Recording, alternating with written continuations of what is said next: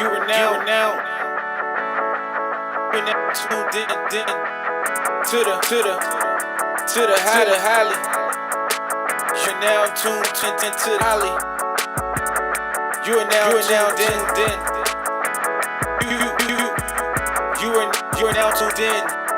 You are now tuned in to the Highly Flavored Podcast. All right, guys, what's going on? This is Highly Flavored. This is episode number 14. I am your host, Eddie Royal. And before we get into everything we're going to be discussing today, I want to first say happy birthday to Jay-Z. He turned 49 today. Turned 49.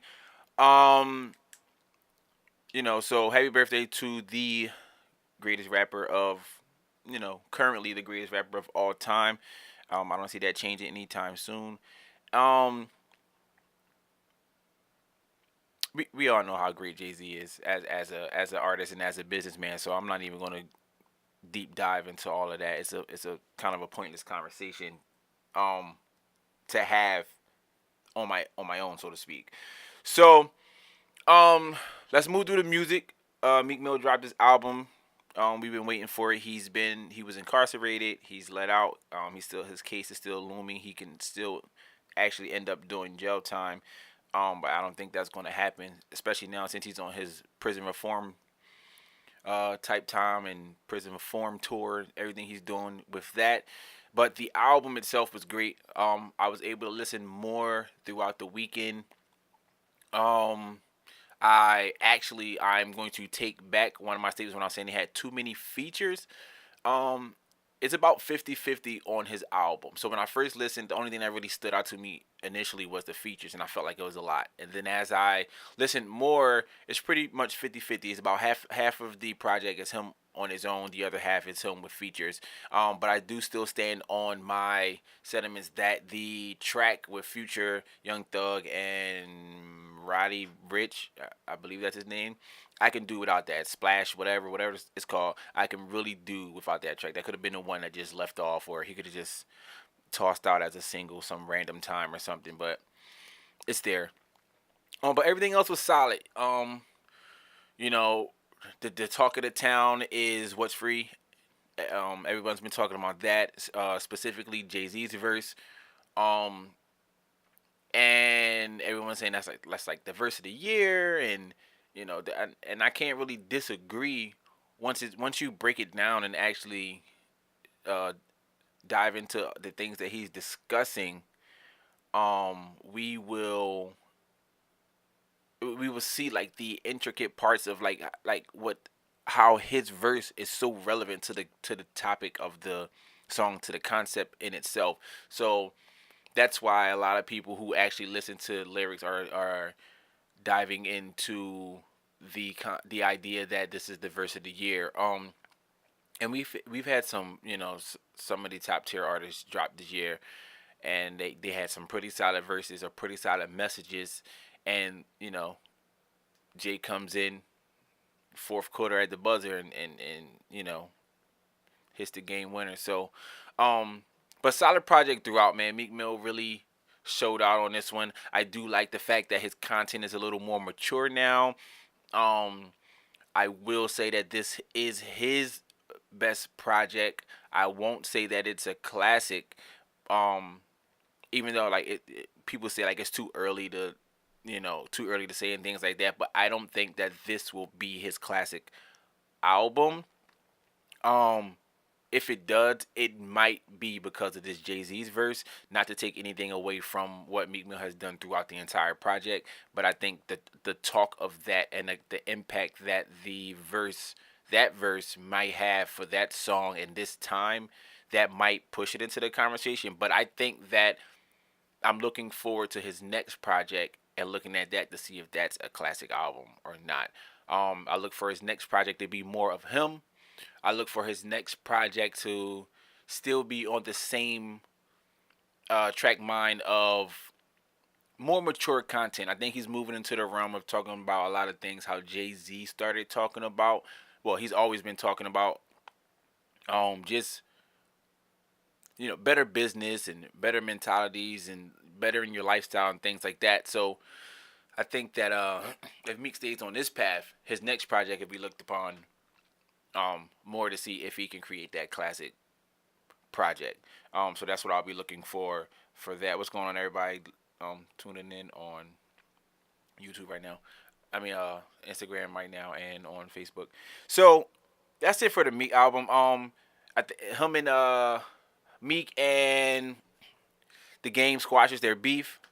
Um, which is ironic. I was just talking about it not too long ago, saying that that was one of the beefs that I wish I would have saw prolonged as far as raps back and forth between the two, and they squashed that beef.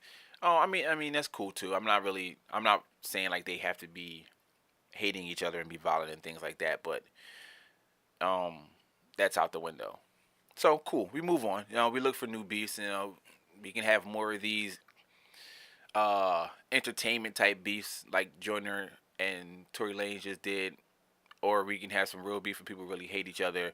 Um, but if we're not going to get any records out of it, I really don't care at this point. I don't care for the drama. I don't care for the Instagram videos back and forth of what you're going to do when you see the other person. All that stuff I don't really care about. If you guys not putting music together, I'd rather have some constructed, created beefs like Tory and Joyner any day. Because we got what 8 records out of that, or 6 or something like that. We got some records out of it fast. That's what I like to see. So let's keep it music and make those things going. So um, while we're talking music, um, I was at a radio show on Friday with the host, both of the hosts from Empowered Trust, and they went into a conversation and we started talking about like hip hop and from where it started to where it is now. We're talking about as far as the artistry of hip hop, and they were mentioning a few artists that I was saying like these artists aren't hip hop. Like these artists are not what like the essence of hip hop is. They were talking about damn it, just the a lot of the younger artists. We're talking about like a Lil Uzi and a Trippy Red, and a lot of the artists that we look at and say they really can't rap, but they're thrown under this genre of hip hop and they're just thrown in. And I was saying like how I feel like there needs to be official subgenres created underneath of hip hop, like officially, not just stuff that we call or but not just things that we call something else because we don't really understand it. I think it should be something that so it doesn't seem like people are trying to be disrespectful when they're trying to categorize where you fit under this umbrella of music. So it's one of those things where I brought up rock and roll and I was like, well, rock has so many subgenres. It got the alternative rock and the soft rock and the hard rock and the scream rock and the emo rock and the grunge. It got so many subgenres that formulated from one main genre because it was something like different and new, and it didn't fit the traditional mold of what rock was. And when I was speaking on it, you know I just my own gears were turning. I'm just thinking, I'm like, why don't we have that now today in hip hop? Because you think like rock started in like the 40s or 50s, in like late 70s, early 80s, alternative rock became a thing. And alternative rock was like indie rap, but it was indie rock, and it was all they called it alternative at first, and that has pretty much became a genre of its own. Is looked at, it's like it's an actual label, and it's something that is now has its own sound as well. So when we think of alternative rock, we don't think of independent rock artists. That's not what we no longer think about that. We think about certain types of rock music like Linkin Park and Blink 182 and Avril Lavigne and stuff like that. We Avril Lavigne, it's not even her name. I don't think that's her name. But anyway, we look at stuff like that and we're like, okay, they have their own categories, and so now we move on and we transition into hip hop. They say it started in the 80s. Theoretically, it started in 70, 73 or something like that at a basement party or whatever by a rapper, Coke or something. But um, we go now, so we're plus over 40 years old, and we're still not struggling, but instead of just I trying to realistically place people where they belong in the genre, we're just trying to dismiss everything. So we're like, that's not, I like in my arguments, I say that that's not hip hop. Like when we talk about certain artists, even some of the artists even say like I'm not. Some of the artists even go on record and of them saying I'm not a rapper, I'm just an entertainer. I'm not a rapper, I'm a rock star, and things like that. They say these things, but yet and still we still like we forcefully interject them into an area where they're not even trying to be claimed at as well. And a lot of it is like, okay, if you do this and you're black, it's hip hop, or you do this and the track is by it's produced and it sounds rapish, or it's a trap beat, or it's produced by a black person or something like that. It's like, so now it's hip hop, and we categorize it based on a lot of it is categorized on the color of the person's skin that's doing the music. If it's not rap, if it's not hip hop, then it's R&B or it's urban something, and it's a little disturbing to me because we can't really, I don't know, we can't really separate it effectively without offending somebody. So that's what I mean by I feel like there needs to be subgenres, official subgenres created under the hip hop umbrella that we can really place some of these artists under, because I can't sit here and say that Jay-Z is hip hop and then turn around and say that Lil Uzi is hip hop. But they're two completely different types of artists. Um, Under hip hop, yes. So you got hip hop, the umbrella. Then you go to like rap, like just rap. So when we think of rap, we thinking like lyricism, this, that, and there. All of the good categories, all of the things we put in when we determine if you're a good rapper. Those things. So we put Jay under that umbrella. But then what do we put?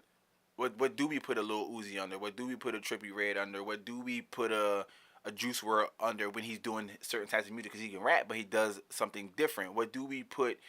Um, just a lot of these other artists.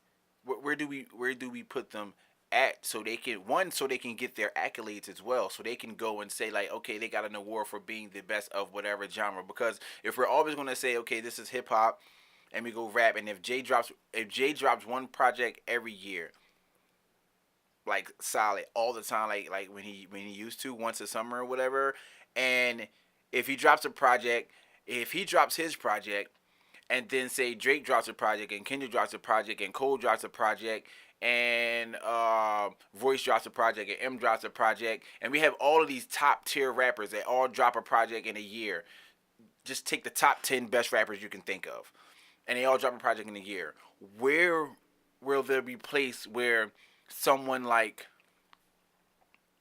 where is there a place where somebody like Trippy Red can win an award? Where's a place where Uzi can win an award outside of best new whatever?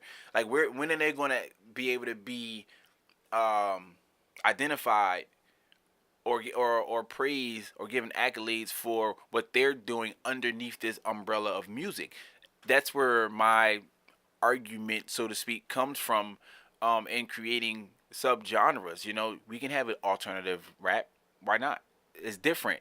And if it's the idea of if it started on the basis of something being alternative, is the actual meaning independent, because they alternative became a genre. Now they have indie rock, which really now is independent rock bands who pretty much aren't really backed by majors.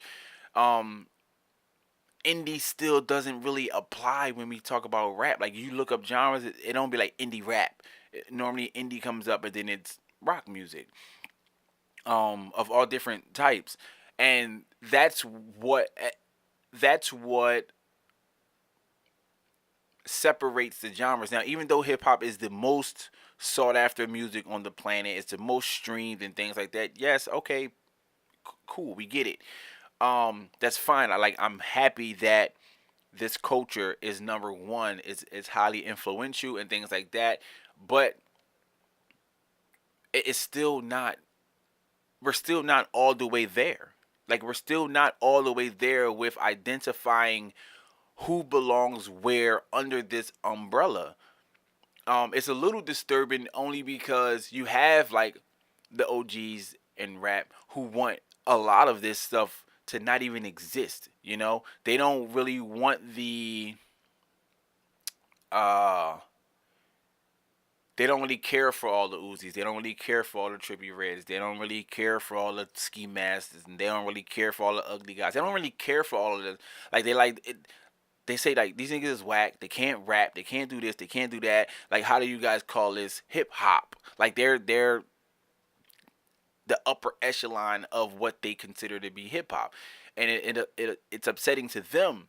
But for me, I'm like, if we create something that isn't really undercutting what they're doing or undermining what they're doing or sound disrespectful, that's why like mumble rap was a disrespectful thing to them, because it's like, yo, when you say mumble rap, I feel like you're now disrespecting what I'm trying to do or what I'm doing. And when it first started that way, it was, but there was nothing else to place it as. One, a lot of it was actually mumbling, and we didn't understand what the hell they were saying. We had to like Google lyrics and figure it out and do all of that stuff. So that's where a lot of that came from. But at the same time, as more youngs and lils and different colored hair and face tattoos, a whole bunch of different people started coming out after that. They were still labeled mumble rappers, and when you can clearly hear what they were saying, they just weren't good rappers. But it was like, well, if you're not a good rapper, then you're a mumble rapper. It's like, no, you're just not a good rapper. Every era of hip hop had bad rappers. Every single era, I will not discredit that. Every single era of hip hop had artists that we at that time probably was like they shouldn't have been there. They were trash. They couldn't rap. They couldn't do this. They couldn't do that. We had eras where people couldn't make songs. We had all of that. In every era, there's that thing. Now that what happens is the sound is so different. The sound is so different now that people don't really know where to place it or how to speak on it, especially if you're older. Like, the younger kids will love it, but it's so fast. The music moves so fast now that a lot of the younger kids that were coming up on some of these artists that were considered mumble artists probably don't even listen to them now. 5 years later, 6 years later, they transition into more of a wave where they're most of them, or I ain't gonna say most, a lot of them are listening to more content. A lot of them are tuning more into Cole. They're tuning more into Kendrick, of course, and Drake, and they're tuning more into the entire TDE roster, and they're tuned in more. And that Jay-Z is still staying relevant. They're tuned into Jay, at 49. So, and they're growing. A lot of these current artists, if they stay on the same path, and this is my opinion, if they stay on the same path and the same style of music they're doing, the ones we consider mumble rappers, their fan base will be gone unless they always find a way to appeal to the kids um cycling through.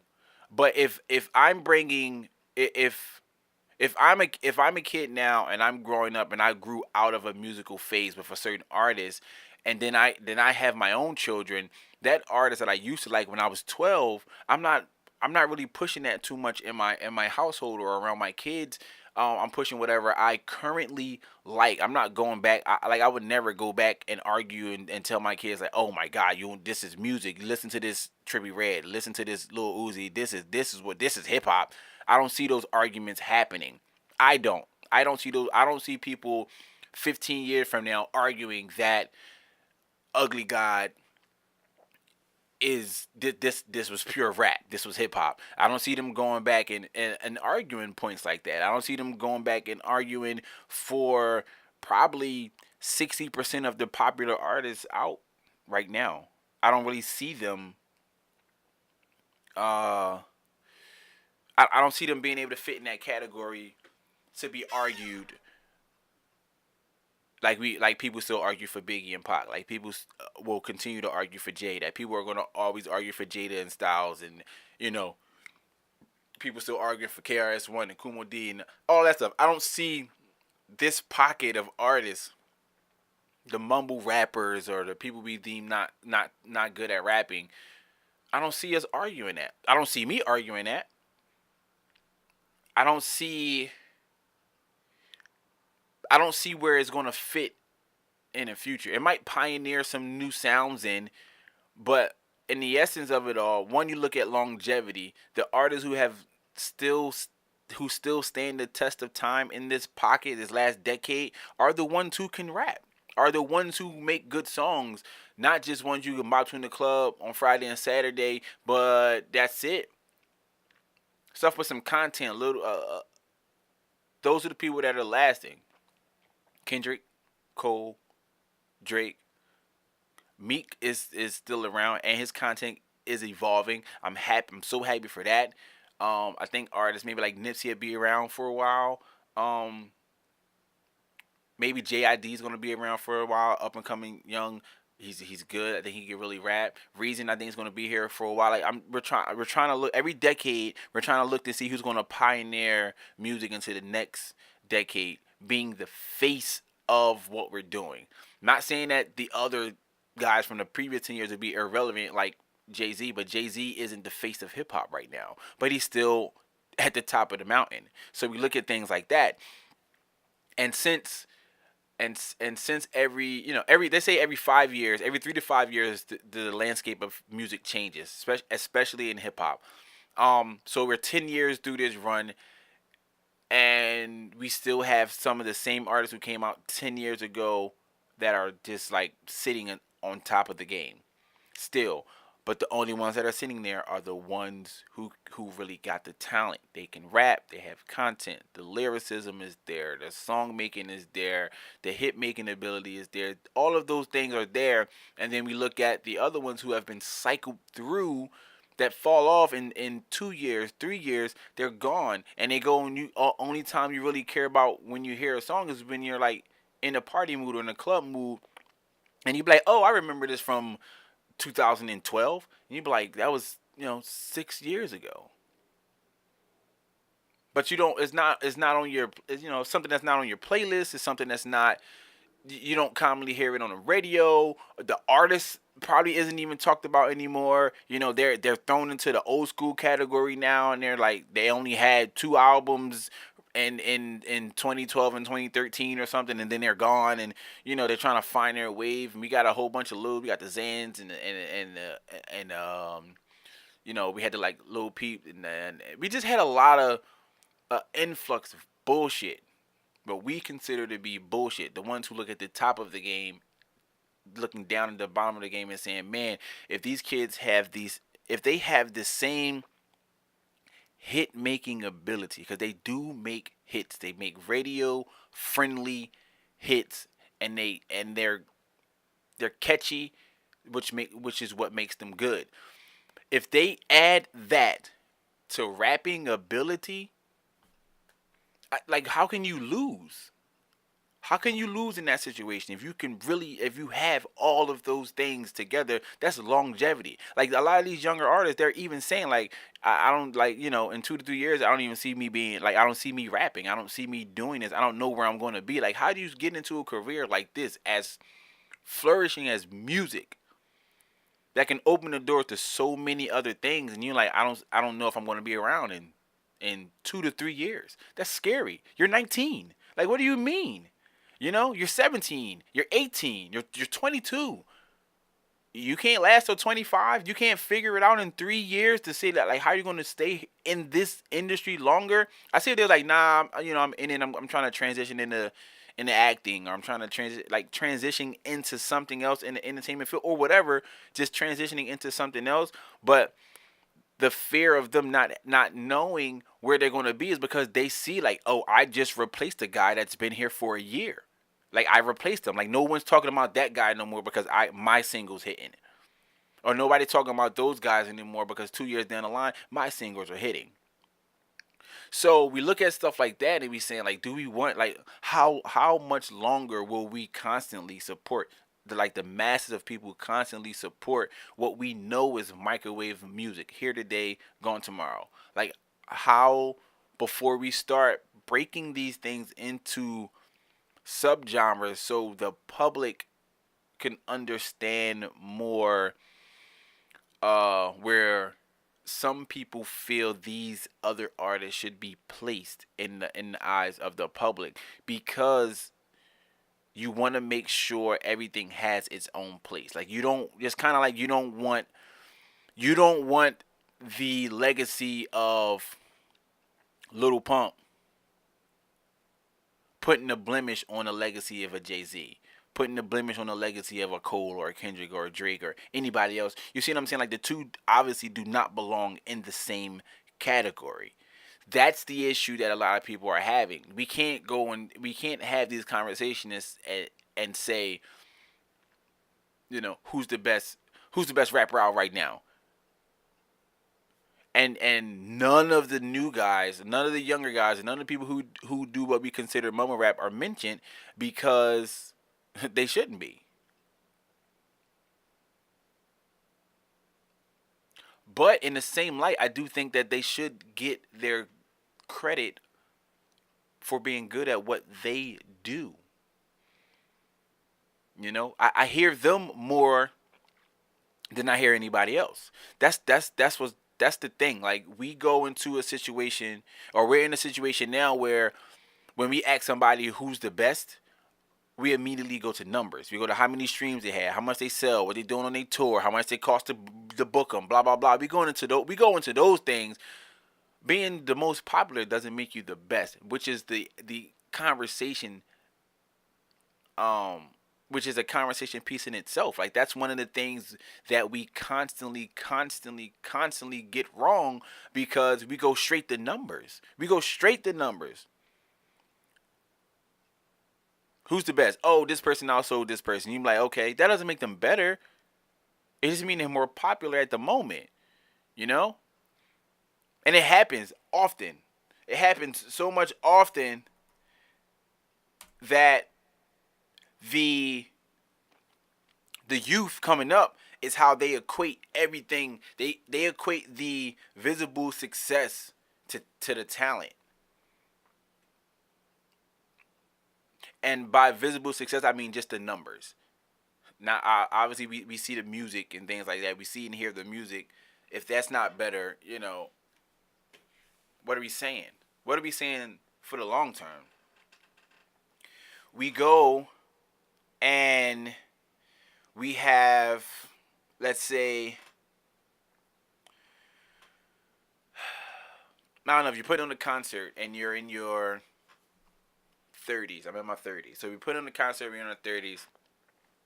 I don't think that there would be any rapper under 27, 28 that would be on my list if I was putting together my dream concert of current artists today. Not even like of some random let's bring back people from the dead shit. I mean, like, of current artists today. Out of the artists who dropped this year, if you had to pick 5 artists, I may not be picking, unless I don't know someone's age and they may be under that bracket. I probably wouldn't pick anybody under a certain age, 26, 25, 24. I don't see it. I don't see it. Everyone else, they're older and they have talent. And that's what is semi disturbing, because it used to be almost a consensus of who was good, who wasn't as good, um, who should garner the most money, the sales, like that. Streaming kind of killed really knowing who was actually really really good. Streaming kind of killed that because hard copies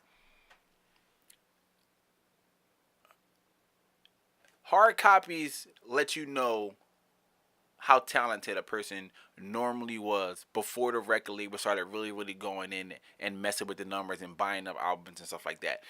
Because for an artist to go platinum over a weekend or over a week of sales, hard copy sales, meaning people went to the store and they purchased this product, is ridiculous. Because now we're doing 250,000 a week for the opening week sales, and then we're like, oh, they killing it. Granted, that means an abundant amount of sales, what it equates to. So you gotta take that 250,000 and multiply it by 1,500, um, and that's how many streams generated that. But you're looking at like that's insane because it's one of the things where it hurts. It hurts the product of hip hop, um, because we look at like say pop music only means popular, but we know the type of artists that normally fit under pop music, the Taylor Swifts and the Katy Perrys and stuff like that.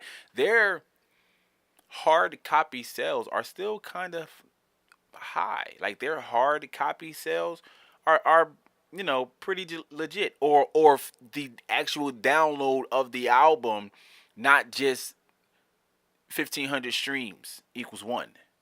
So we're going through that era where pop music is still thriving in that aspect, pop music, but hip hop music is outstreaming everything. One, I feel there are more hip hop acts coming out every day. So we have a flood of music coming in. So our numbers will always exceed and be high because we have a high influx of streams. We have with the way the labels are um monopolizing off of, especially now with social media, how they're taking like, oh, this person's popular, let's get them a song. Oh, this person's popular, let's sign them and get them a song. So because their viewership and their followers, their base, their core gives them those streaming numbers. So you look at all of those things, and we're playing with we're watering down the craft. We're watering down a craft that was the foundation. Once the entire foundation was set, meant a lot more than just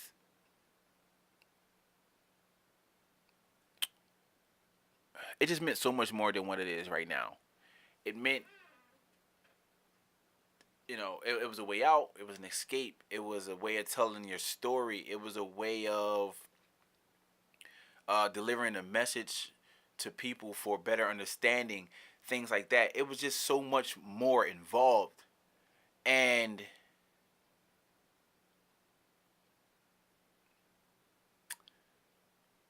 I don't know.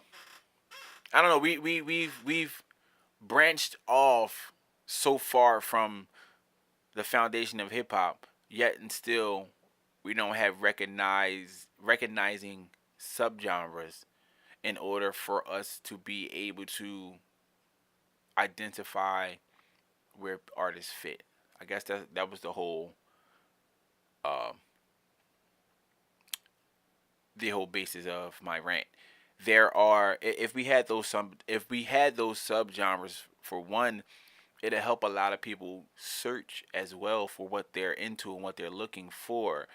And I think that it will be a lot easier for people to find something new, um, and be able to identify with it a lot easier. So that's what I have on that. You know, I'm just one person, but I do think hip hop needs subgenres underneath. Like we got hip hop. I guess rap is the only subgenre that fits under hip hop, but we don't have anything that branches off of that. So when you say rap, we instantly think about people who can rap, but then there's people who can't rap who are in rap. So it's kind of like it doesn't make sense. Um, moving on.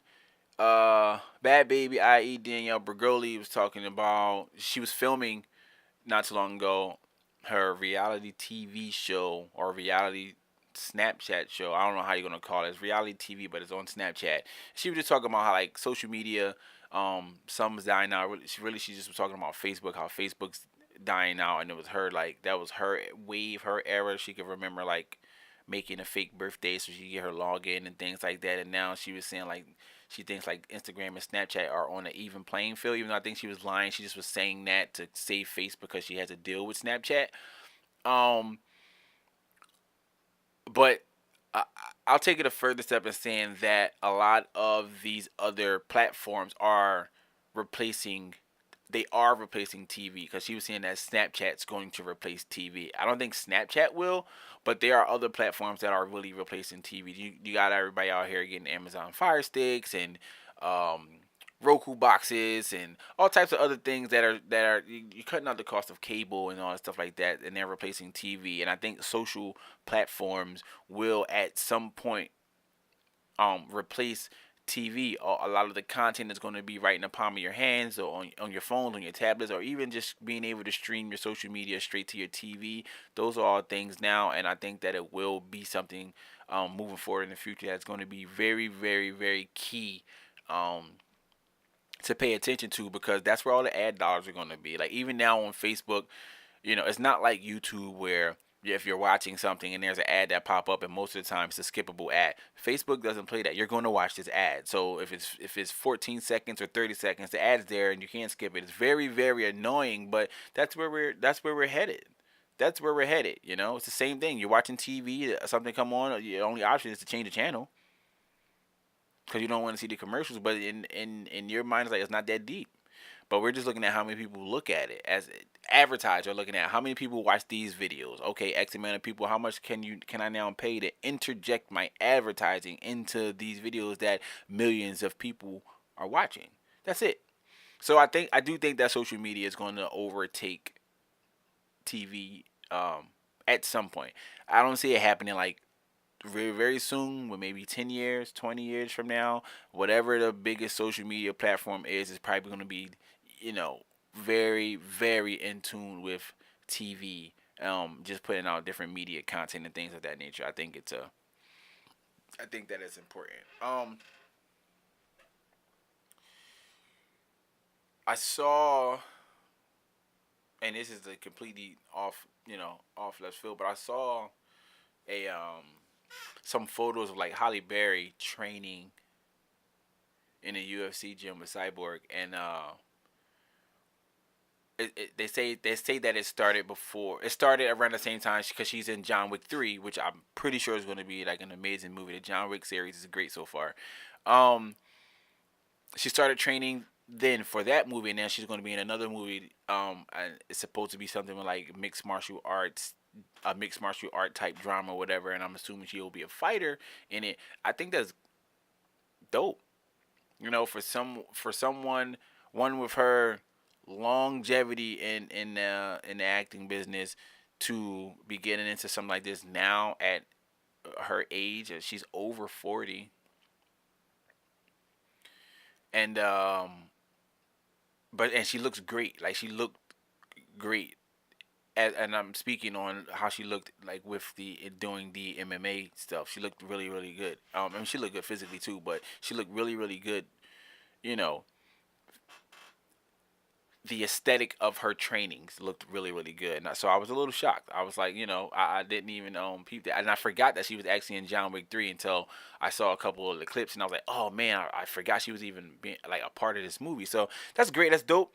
That is on that, and I don't know why it just popped in my head, so I just brought it up. So I wanted to talk about the Kareem Hunt issue a little bit, but I don't know if I really want to now. I really want to see what happens as far as his NFL career goes. Right now, he's on the commissioner's list. Pretty much, he is on like an indefinite suspension. Um, the video surface of him pushing or hitting the lady at the hotel, and now there's another video that came out of the aftermath of another issue he had of an assault with a guy at a nightclub or something like that, and the guy ended up never pressing charges or just didn't cooperate with the police, which probably means somebody gave him some money and he shut up and just kept it moving so he wouldn't ruin Kareem's career. But now we're at a situation like this when you put your hands on a woman, and it goes from there. Now, the only thing I don't understand, and it's because I don't understand it, like the legal terminology of everything, is that I thought domestic violence was something when you were in a relationship with that person and you were in a physical altercation with them, and they tack that on. Because I heard them throwing around the domestic violence word for this a lot, and I want to be correct when I'm speaking on it. Now, I thought that what happened would be something like assault or simple assault or something like that because he wasn't in a relationship with the person. From my understanding, he could have been, but that he wasn't in a relationship with the young lady that he pushed around, that it wouldn't be domestic violence. It would be more of an assault thing. Or they just, like, for some reason, domestic violence makes everything look so much worse. So I don't know. I mean, you're not supposed to be putting your hand on a female in the first place. If you can restrain her. If you can walk away, walk away. All of those things I get. So, um, but you know, another player at his own fault. I'm not saying like them cutting him from the team was like they shouldn't have done it. He at this point, based on everything that was going on, he definitely got what he deserved. You know, your career is in jeopardy. Reinstatement, have we have no idea how that's going to work. Jerry Jones is interested from the reports that's going on. So if that was a thing, to have him and Zeke in the same backfield, it's super scary. If he's ever reinstated and able to play, he's been waived. No teams claim them off of waivers because they don't know what's going to happen. Um, they don't know what's going to happen with him. They don't know what's going to happen with the social backlash. All of those things. They're wary of all of those things. And just real quick talking about that, the Redskins are down to one quarterback, Mark Sanchez, and they said that they had discussions about Colin Kaepernick, but that they're gonna go in another direction. And in my head, I'm like, had discussions with who? Did they have discussions with Kaepernick's team? Did they reach out to his agent? Did they? I don't think they did any of that. To talk about it, just to say, what about Colin to your assistant head coach or whatever, and they be like, and you keep it moving. That's not having a discussion. A realistic discussion is that you lost two quarterbacks. You're down to one who you picked up last minute, and they're probably gonna go after somebody like Bradford or somebody like that, a safe backup, somebody random. But somebody got to step up one day. But anyway, it's ridiculous. It's ridiculous. That's ridiculous. Kareem Hunt got what he deserves at the moment. He's his career for now is over. He's young. He was one of the top running backs in the league. He was working on what, 2 years in, second year in, getting paid pennies for pretty much for the production that he was putting on the field based on what he should have been, what he was his worth versus what he was actually getting paid off of his rookie scale contract. It was pennies compared to what he did, and he threw that out the window. I'm assuming he seemingly has a really really bad anger issue. He's going to need a lot of counseling, even if he doesn't make it back to the league. He may need it more then because now he pretty much threw away a lot of his. He threw away his entire career. And what do you do after that? So that's that. I'm not really going to go too far, and I mean that's his life. That's what he made that bed. He's going to have to lay it in and figure it out. The NFL will do what they have to do and figure out. But it is a little upsetting that uh, to see someone like that young just throw their career down a drain because they can't keep them hands to themselves. And I don't really care what the situation was because he had ample opportunities to walk away. He even had security or friends holding him back and trying to protect him and taking a girl phone. There's a lot of stuff that was going on. They were trying to really protect him, and he's throwing that away. He had a pretty good entourage around him. It is what it is. So, um, social view that we got earlier on in the podcast, someone said that someone, Will said from the Empower We Trust podcast that someone was contacting them saying they should do something about gender roles, meaning gender roles in a relationship. Like, where do you place, what do you do being a man? What do you do being a woman? I.e., we got the women out here that's saying if a man doesn't provide, he got to do this, he got to work, blah, blah, blah. And then the guys is like the female got to cook and clean and raise the kids and blah, blah, blah. So, 2018, the economy has changed and shifted so much left and right, left and right. It's never been straight down the middle where there's an equal balance so far, in my opinion, or just in my upbringing and my economic structures that I have been in. Where now is the comfort point for the gender roles in relationships? Now, before, uh, if you can do, like, if you're a man and you can provide 100% of your family's income working 8 hours maximum a day and being able to be home and spend time with your family and still have money to do the things that you want as well, unless you're just comfortable with bills paid and kick back and have nothing else, that's cool. Then I'm fine with that. But if you gotta work 16 hours a day, never really get to see your kids, never, because you're with your spouse, your girlfriend or your wife or your fiance is like, I ain't working. If my man can't pay the bills and take care of this and get my nails done and my hair done, then what? Because the issue, and I always say this, the issue becomes he's working, 12, 16 hours a day. He's barely getting time to be with his family. And then your next complaint will be, you're never home, you're never here, I never get to see you. And he's like, well, you don't work, I do, I gotta pay the bills, we gotta feed the kids, etc., etc. Where do you go? Like, where do you go from there? Why is that an argument? If you know if you know that if your man's at work 12 to 16 hours a day to provide for the family that you guys created together, why is that even a conversation? Why are people even talking about, why are women even having an issue with that? On the flip side, it may be women doing the same, and you got a husband that's home that's not doing anything. Maybe he just is unlucky with finding the right job, or maybe he went to prison and he come home and can't really get anything good that's worth enough to pay. And you told him, like, listen, I make good money, I do this for a living, whatever it is you do, I make a living, I can provide for the entire family, I can provide for the household, just be here for the kids. And he's doing that. Um, and he complains and says the same thing. You're always working, you're never home. Or one day she just gets fed up and she's like, yo, you ain't shit. Like, you sit around the house all day, you don't do nothing. All like, I came in the house and, like, maybe one day she just mad. She's like, I came in the house today and the shit wasn't clean and blah blah blah. And I bust my ass and all I asked you to do is this, and you just want to sit in the house and you're playing fucking 2K all day, blah blah blah. And he's looking at you like, well, we had this agreement where I can do this, So I don't know. I think the gender roles,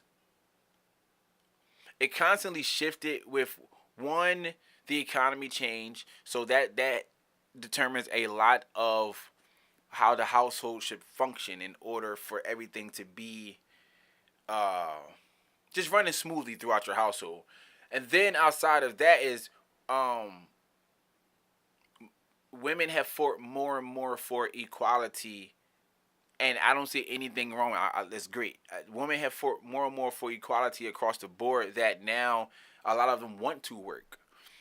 They like, listen, I want to work. I got to make my own money. We should get equal pay for doing the same job as a man and all that stuff like that. Granted, I agree. So now we get into the era that we're in now, where let's make equal money. Let's have equal cars and equal houses and things like that. Now, some of those women in that mindset who want to work, who are like career driven, some of them don't settle down and have kids. They're going on saying, like, I don't want to have kids until I'm 38 or I'm comfortable in my career, whatever the case may be, and it's like they wait till they're later and they're 40 with a 2 year old, and you're like, shit. I think that's too old to have kids. I think you should have kids kind of early, so you can have enough time with your family. But that's my opinion. Um, but now that we're in this economy where I feel like, again, if you can do, then do it. But I feel like in the average household, both adults should have um income. Both adults should have at least a full time job. One at least at least maybe part time, depends on how it is. I think we need a relationship contract with expiration dates. Explain more. I don't know. You gotta explain that to me. Um, I think that the I'm the willingness to be 50-50. That's my thing. I'm always saying, like, if the husband makes more than the wife, and you look at the bills, and it shouldn't be like significantly more than the wife, then of course the bill shouldn't be split 50-50 because he makes more. So it's like, okay, you make this amount, I make this amount, so can you take, we go half on the rent or the mortgage. I'll take this bill, can you take those other two bills? And then it kind of, throws itself off the balance and things like that because your income is more. So I think that if you can afford 50-50, or the income's almost the same, just go 50-50. You have to be willing to go 50-50. And I'm only going to say, no, I'm not. So this one I'm going to say. There are a lot of women that I see that say, uh, a man is supposed to cover everything in the household, all of the bills, the rent, the mortgage, whichever you pay, electric, gas, water, and money for food. And then she is to go food shopping, and we're talking about working women. We're not talking about just women that sitting at home doing nothing. We're talking about working women who's saying, like, so the man just now covered the entire house, and then it's like, well, now what do you cover as the woman? What do you cover now financially? What are you financially covering? Are you just do you now pocket all your money? Or is your money going into like some super savings account? Is that going into a joint bank account where that's our spending money that we can play around with throughout the entire month? Can we invest that into something? That's what I'm saying. Those conversations aren't had when I see them post these things. All I see is a man is supposed to do this and a man is supposed to do that, and I'm like, a lot of those ideologies have changed. Um, you always see a lot of the women's posts that say, "Who raised these niggas?" And you'd be like, "What do you mean? What do you like? The current climate has raised us. The economy has raised us. I'm one of the people, like, you should be willing to go 50-50. Willing to, willing to. That's a big issue. A lot of these women aren't willing to do that. And you're like, that's insane. Like, you're not willing to equally provide to your home that you guys are building together. So, let's say this. You aren't equally willing to provide to the home that we're building together. So, I go out and I buy a home. When I go and buy this home, I put my name on it because I'm providing it all. Me. I'm providing it all. So since I'm paying for it all, I put my name on it all. No, but you want to own 50% of that house too. So I got to pay your 50%, and you not input any of that in this economy in this time based on the what I'm talking about. Um Unacceptable. I think 50-50 is great. I never had that mindset and that the man should pay it all. Yeah, no, I agree. Well, I know you haven't because, you're my wife, so I know that you haven't.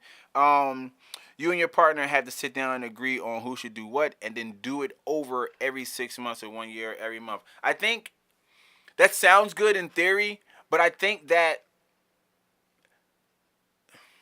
it once established, it shouldn't have to be done over unless something dramatic in your life changes. Like if you go out, like if one spouse is working and they're taking care of a lot of the bills, and you get a job, you sit back down and say, hey, this is what I'm bringing in every week, every 2 weeks, every month, whatever. Let's redo this because I want to help you. I want to help you more. And then you turn, and then if you go and say, hey, listen, this job now, I got this new job and I'm killing it, and you can quit for real, or whatever the case may be. Like those conversations are meant to be had. Those things change. My IG live is about to end soon. I'm going to hop right back on and redo it.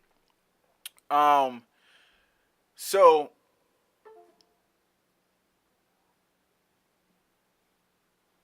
we go out and we say all of these things, and we are we're going into we're going into an area where in this economy 50-50 might not be ideal in my economy, in where I'm from, well, how, and just my own financial situations and things of that nature. Sometimes it's not a deal. At some points in my current relationship, it was, where it was like, I'm making enough money, I got all this, it's cool. Or even if we're paying bills, I end up coming down with extra money, and I'm like, okay, boom, here you go. I'm throwing a couple $100 back into my spouse's pocket. Like, here, I don't need this, because I'm not big on just hoarding money for no reason. I rather buy stuff for my kids and things of that nature, and um just so they can have, just so other people can in my household and my family can have. So we going through and we have those issues, the whole 50-50 platform thing, and we're looking and we're telling people, or not we, there are, so let's go to the men's side. There are men who are out here who are saying, like, if a man doesn't take care of all his bills in the household, he's not really a man, and blah blah blah. Okay, cool. So you have those men. Now some of them have never really had real relationships, and I'm not saying that they're wrong. No, they are wrong. I am saying that they are wrong because everyone's situation isn't the same. If you're able to do it. Perfect. If I can take care of every bill in my house all the time, 100% of the time, I would. I as long as I still have money to do the other things that I'm doing in life as well. My music and podcasting and you know traveling, all those things. I don't want to just throw all my money into my household and never have nothing for myself and my spouse can assist. I never want to be in that type of situation, because then I'm gonna start being angry. Like, yo, you just brought a new whatever, and I'm fucking sitting here and busting my ass at work, and I don't have nothing. I can't even get a new pair of sneaks or whatever because I'm paying all the bills. Then you start arguing about that. And finance is the number one killer in almost every relationship or marriage. It's the number one killer. It's finances, then cheating. So think of it. Finances first, infidelities later. If finances are the number one thing that are killing relationships, it should be 50-50. If you can do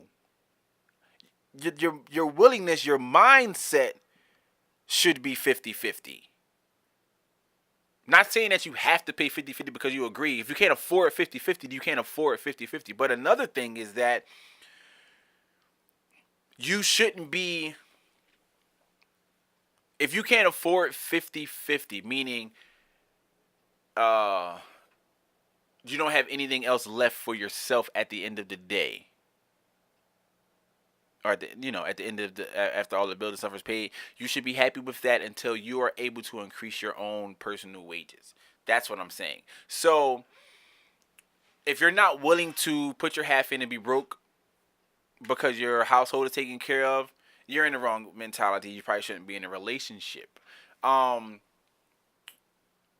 because your home life should come first and foremost. If you have to put in more and still have something, like if you can spend money on extracurricular things throughout the month, then you didn't put all of your money in the pot. And I'm not saying that's a bad thing. What I'm saying is that you shouldn't complain if the bills are paid.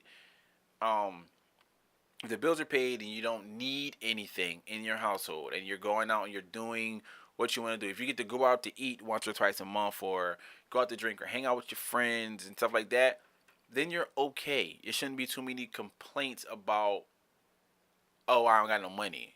Because that's the number one thing. And then you start to turn and you say, okay, if you ain't got no money, but you just went out last Friday, if you didn't go out last Friday, then you would have had some money. Then you start to talk to people like they're adults. You see what I'm saying? So the gender roles have,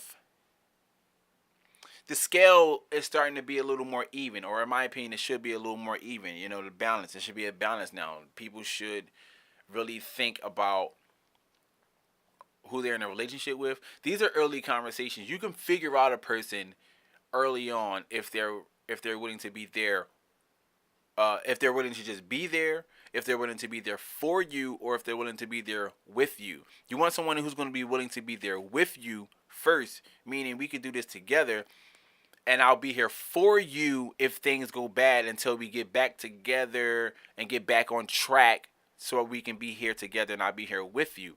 But they shouldn't be here against you. They shouldn't be here trying to make it come up off of you. So, if you have a good job, for those of you who are single, or those of you who are out here looking for love, or whatever case may be, who are dating, whatever, if you have a good job and you're maintaining your own household, um, and you meet someone who doesn't meet the standard, the mental standard of, I don't want to just come in because you have a good life and just start mooching off of your life. I want to come in and boost your life or provide more to your life. Like, so if you're in a relationship, you have your own, say you have your own house. You're single, you have your own house, you're doing your own thing, you can afford all of your own bills and all those other things like that. Fine. You meet someone a couple years later or whatever, you still have your own house, you own it, and that person, and you say, hey, listen, come live with me. Now, granted, you can afford it because you've already lived there. You've already been paying. All of those things. You have that. But if they aren't willing to say, hey, okay, I'm moving in, I work, we're in love, you have this place, let me put money towards this thing of yours. So I want to feel like it's ours. Let's put some money to this thing of yours, because now doing that gives you extra money to do additional things. It brings extra financial growth to your household. So now you can invest in the things. Maybe you want to travel more. Maybe you want a better car, a better cell phone, whatever the case may be. That extra money helps. In that situation, do I expect it to be 50-50? Probably not, because I've already been paying for this on my own the entire time. But what I do expect is, I do expect it to be, um mm, if you move if you moved into your own place, like moved out of where you were into somewhere different, I do expect that to be 50-50, because now we're making a conscious decision to say, hey, let's go and move uh into this place together that we can call ours, because that place was mine, that place was yours. Let's get a place that we call ours, and let's equally share the responsibility. I like that. I think that I've always done that. Like, if I'm going to move into your space, I can help with something. But if we're going to move into our space together, then we can do this 50-50. And then if you can't do, I will do until you get back on your feet, and then we can, and vice versa. If that person isn't willing to do any of that, move on. It's time. Gender rules, they don't really they change because, again, the economy changed, things change, people change, things change over now. What I do think is, I think that you should be able to stay in a place where you are able to take care of it 100% on your own, male and female. Just in case something happens where you may have to pick up the slack for a while, because life happens, and it happens, and when it does, it happens fast. So you try to live around a certain income. You try to live around a certain bracket of, like, your expenses should never exceed X amount of percentage of your monthly income, blah blah blah. Okay, we get it. So live like that. If your spouse can't do, you should be able to cover it for a while, a couple months or something, until they get back on their feet. Hopefully it's nothing like life altering or an injury or something medical where they never be able to do it again, because God forbid that happens. Then what?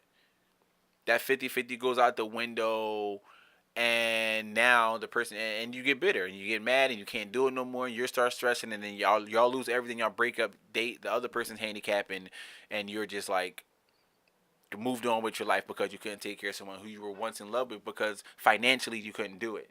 So you don't want stuff like that. Um, but yeah, I mean, I can't really dwell too long. I could talk about stuff like this for an extended period of time, especially if if I'm getting like consistent feedback about things, and it's you know your extra activities should not be going to work. Your extra activities, like you have to have time to have, unless you love your job. See, that's different. If you love your job and it's great and it's like your dream job and you're doing it and it doesn't seem like work is fun, then yes, if your extra activity is going in and is making you money at the same time you're having fun there, be my guest. But you still need things outside of your employment, outside of your career that you can do just to pretty much give you a restart button when you're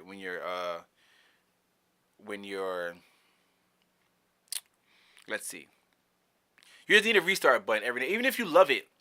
NBA players take breaks. They have an off season. A lot of them love their job. They're getting paid millions, and then in the off season they're playing golf. You know what I'm saying? Like you just need to restart. So I need to step away, get a refound passion for what you're doing, and step back into it. So you know, I don't really have too much more to talk about this topic of gender roles and from my understanding and my perspective of what I mean, I think that it should be equal. Women fought a long time for equal rights. I think they should have equal bills. I think they should have equal responsibility. Same thing for the men. I think the men are, and I think it's great. This is why I think it's great.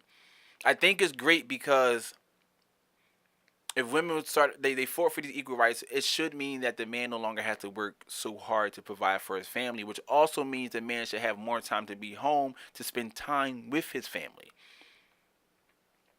Because that's the issue that we have. It's just in the black community alone. It's like we're working doubles and we're working, 2, 3 jobs because we're trying to make ends meet, and then our kids are growing up every day and we're missing everything because we got to make sure the lights are on. And that's our only excuse. It's not an excuse. I'm sorry. That's our reason. And we're like, if I don't, who will? No one's going to give you that money. So now we take that time and we split those responsibilities of the finances in half because your spouse is willing to help you. Then things are smoother. You're there. You can make basketball games. You don't have to miss them because you had to work a double and couldn't get nobody to cover your shift and all of those things like that. It's a lot that goes into it where you're like, thanks for fighting for the equality. And now let's make it equal. You fought for this, but if you fought for it for your own selfish reason, I'm just talking about women in general, and women don't take it. I'm not bashing when I'm just trying to understand what the actual fight of equality was for. That's what I'm trying to figure out. If the fight of equality was just to make more money and keep it to yourself is a shit. In the grand scheme of things. But if the fight for equality was so you can better your household, then I'm all for it. Cause that's what I'm for. I'm for building an economy. I'm for making sure your house flows and everything is going good and you can take those trips. Things are only getting more and more expensive. You know? Every time gas go up, everything else goes up with it because it takes gas to get it to you. So now I gotta charge you more for these items because I gotta pay more in the gas, and the gas will take more to get from overseas. All the bullshit. You know? And that's what we deal with. So we're trying to figure it out as we go, but we can't figure it out and not willing to be really be equal. Like equal is equal. You want equality, let's be equal all the way across the board. All the way across the board. Let's do this together. Let's build together. Let's just do it right. I don't think that just the fact that I've seen women like concrete just sitting on the idea that they shouldn't have to help financially in a household. But these are also women who they don't cook either. They don't cook. They don't like to clean. Because now it's like the man should provide and I ain't no fucking housemaid. It's like, well, what do you want to do? What do you want to do? And you don't want kids. Like, what the fuck are you here for? You know what I'm saying? Like, you don't want kids. You don't want to cook. You don't want to clean because you ain't no fucking housemaid. You don't want to work and pay half of the bills. What the fuck is this? Like, what's going on? Like, where do you, because you don't want to mess up your Instagram career. Shit like that. Like, come on, man. Everybody wants to do something. Everybody want to make money.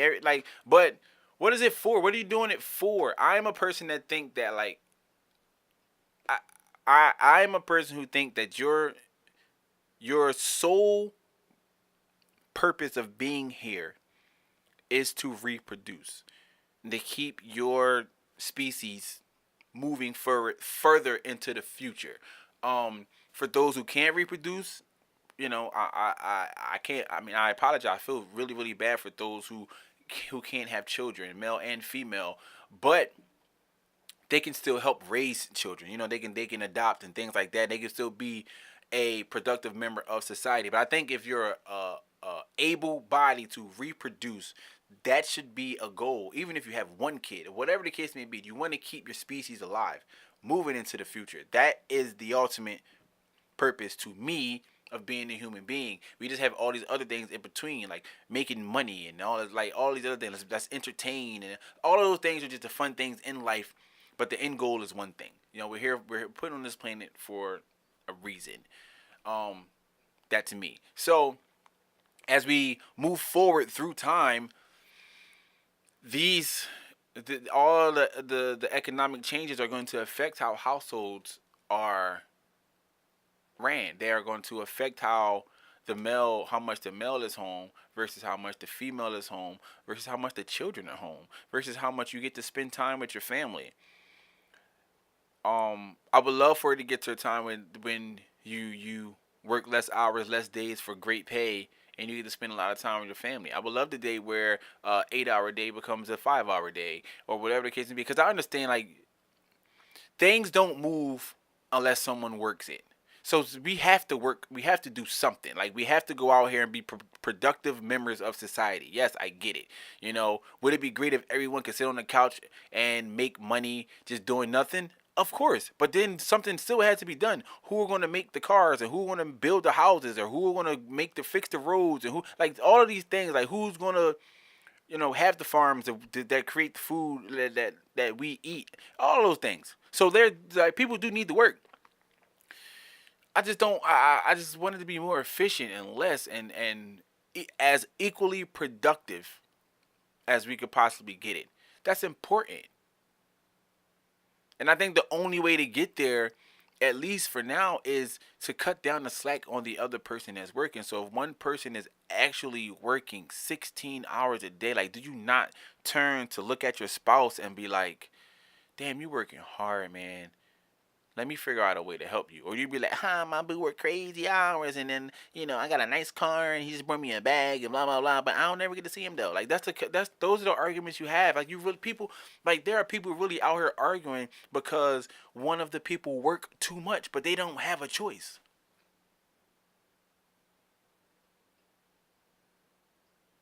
Like, how sad is that? First, we were complaining about I don't know how I'm going to pay this bill. We were stressing out. I don't know how I'm going to get this bill paid. I don't know how I'm going to be able to pay for this car. I don't know how I'm going to be able to afford this house that I want, blah, blah, blah. Then they start busting their ass to do it, and they afford all that. Then it's like, you ain't never here. It's crazy. That's what I'm saying. It's crazy. I've seen it. Like, I've seen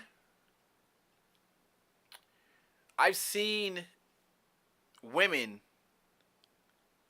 leave the man that was taking care of them, the provider that they so much like that they yearn for and that they think should be a thing. I've seen them leave this person with the complaint of he didn't have enough time for me. He didn't spend enough time with me. Yes, we had a nice house. Yes, we had a nice car. Yes, he was doing, taking care of me and the kids financially, but he didn't see me for me, and I felt like we couldn't be romantic enough, and blah, blah, blah. That's because he's working 6 hours a week, 6 days a week, 16 hours a day. His only day off, he had to find how to spend time with you, the kids, and himself. Do you understand how hard that is? That's hard. That's very, very difficult. To try to split your time, because really, after working doubles all week long to try to provide for his family, the only one day he has off, the average male really want that one day to themselves. And sometimes that can only just mean sleep. I just want to be here relaxing. I'm off on Sundays. I want to kick back, chill. I worked all week, banged out, 6 doubles, 6 days, and I just want to sit back and watch football on Sunday and relax. I don't want to hear drama. I don't want to hear none of this crap. I can't cram an entire week of missing you and the kids into one day. It's impossible, and I still need a day for myself. So now with that, you got to think too. Health is wealth. I got to sit there and I got to think about my own health now. And it's not just your physical health, it's your mental health as well. If I'm breaking down because I know that I got all these doubles coming up this week, then I got to come home and deal with my spouse nagging and my kids climbing on the top of my back on a Sunday, and I can't really take my time to step back and actually rest and relax. I'm mentally exhausted.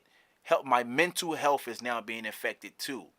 You know, like, is it ideal? Yeah, you love your spouse to death. You want to do everything you possibly can to make them happy, but at the same time, you don't have it in you.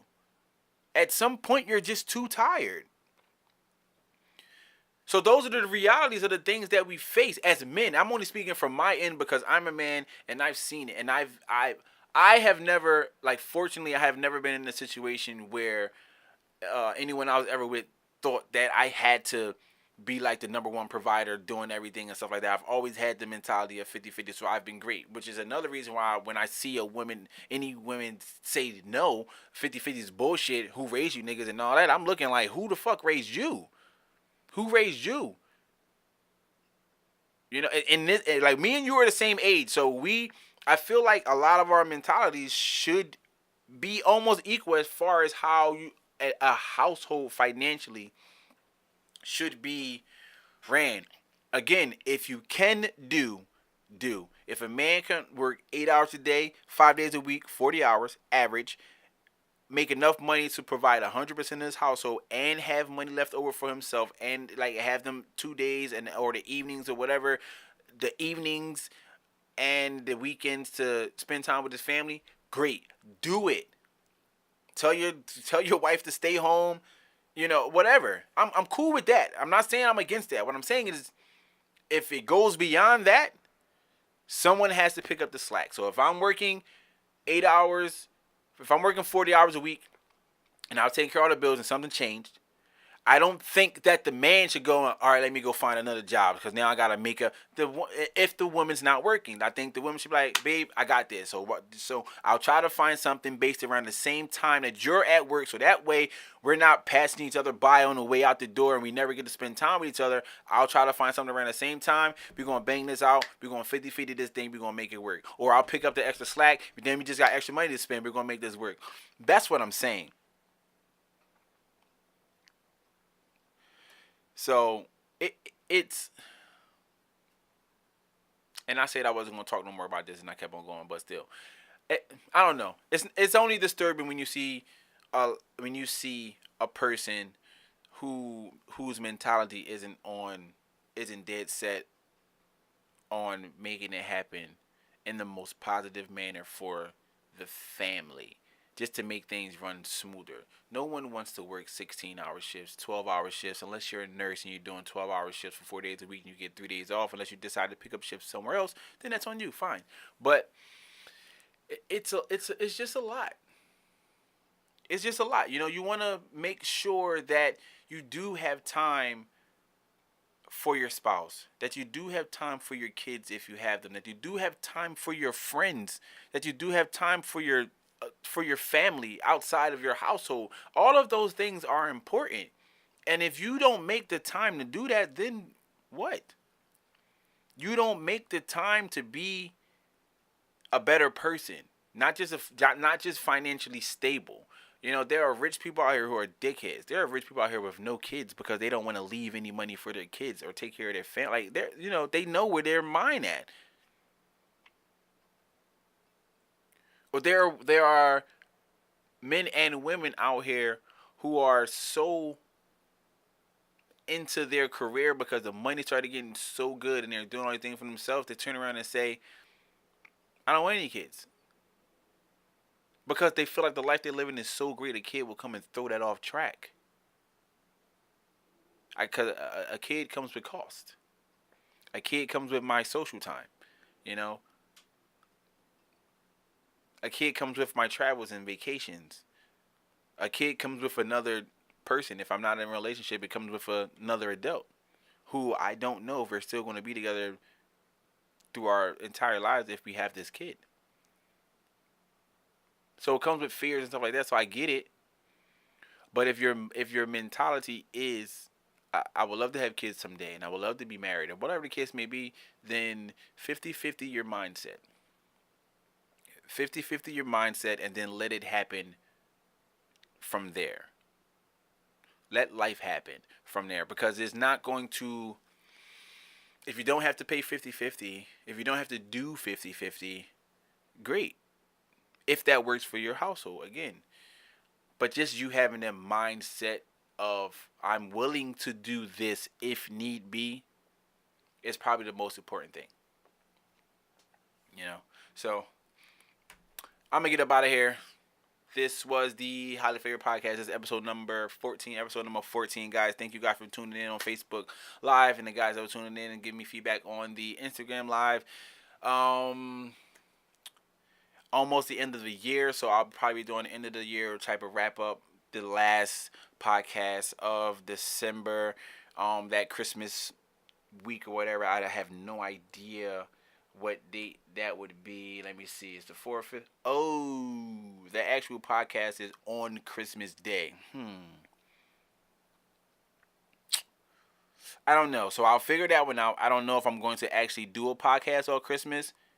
Um, if I do, I will. If I don't, maybe I'll like incorporate my family. Maybe we'll sit here and do like a family podcast for that one. That might be good. So I'll probably take the rest of the month and build up some topics and get the kids involved. I'll probably have them do some music reviews because starting the top of the year, I'm going to start doing a lot of music reviews for independent artists, full projects only, EPs or albums. I'm not going to do SoundClouds and links and rapping over other people's beats. So I'll push into that. So guys, thank you for tuning in.